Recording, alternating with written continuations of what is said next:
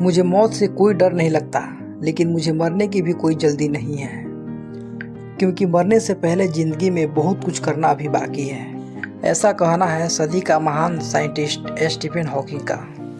Stephen Hawking का जन्म 8 जनवरी 1942 को इंग्लैंड के ऑक्सफोर्ड शहर में हुआ था, जिनका शरीर का कोई भी अंग काम नहीं करता।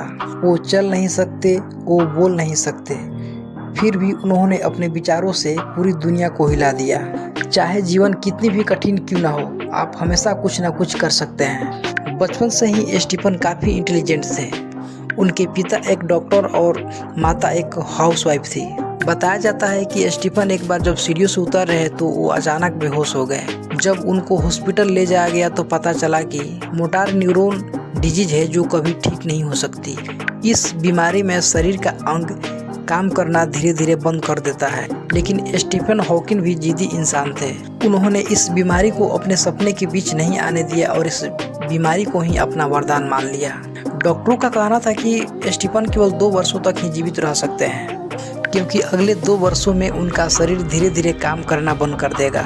इस बात से स्टीफन को भी बहुत बड़ा दुख हुआ, लेकिन वो बोले, मैं ऐसे नहीं मर सकता, जीवन में तो अभी बहुत कुछ करना बाकी है। कहा जाता है कि स्टीफन को गणित विषय में रुचि थी और इसी विषय में वो अपनी पढ़ाई पूरी करना चाहते थे, लेकिन उस समय ऑक्सफोर्ड यूनिवर्सिटी में गणित नहीं था।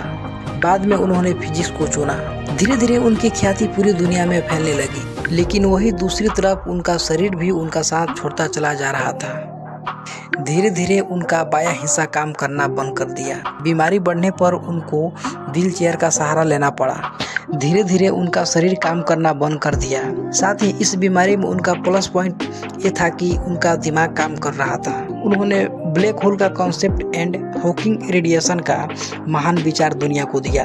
उन्होंने अपने विचारों को और सरल भाषा में समझाने के लिए एक किताब लिखी, a brief history of time, जिसमें दुनिया भर के विज्ञान जगत में तहलका मचा दिया।